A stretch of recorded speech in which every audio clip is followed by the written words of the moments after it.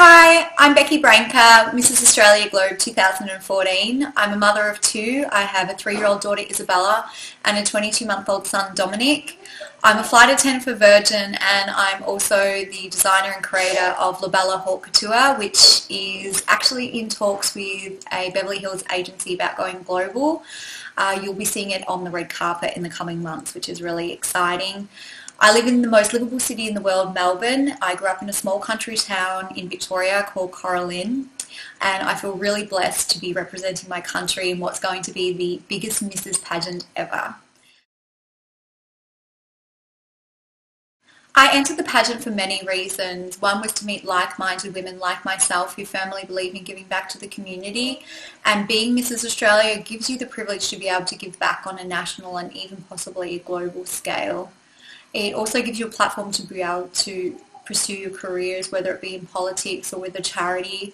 And I'm really behind the charity associated with this pageant, which is the Women in Need Foundation. The WIN Foundation is a non-profit organisation which specialises in the empowerment of women. They have a recovery program. I'll actually be hosting a stiletto walk for WIN, which is all about involving men in the protection of women. So what we do is we get men on a catwalk in women's high heels, and the idea behind that is to promote the fact that love doesn't hurt unless in her shoes. So that's going to be really, really exciting, and I'll also be doing talks with the local high schools about anti-bullying, which is a really big concern in our schools at the moment. The other association that I'm really eager to raise awareness for is the Australian Association of the Disorders of the Corpus Callosum, mouthful, and that's actually something that's really dear to my heart because my 22-month-old son Dominic has a disorder of the corpus callosum. The corpus callosum is the major connection between the two sides of the brain.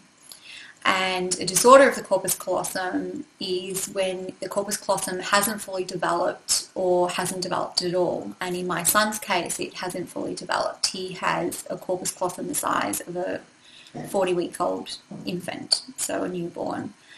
And he has to do speech therapy every week, and he also has a lot of other issues like scoliosis. He's going to have back surgery soon.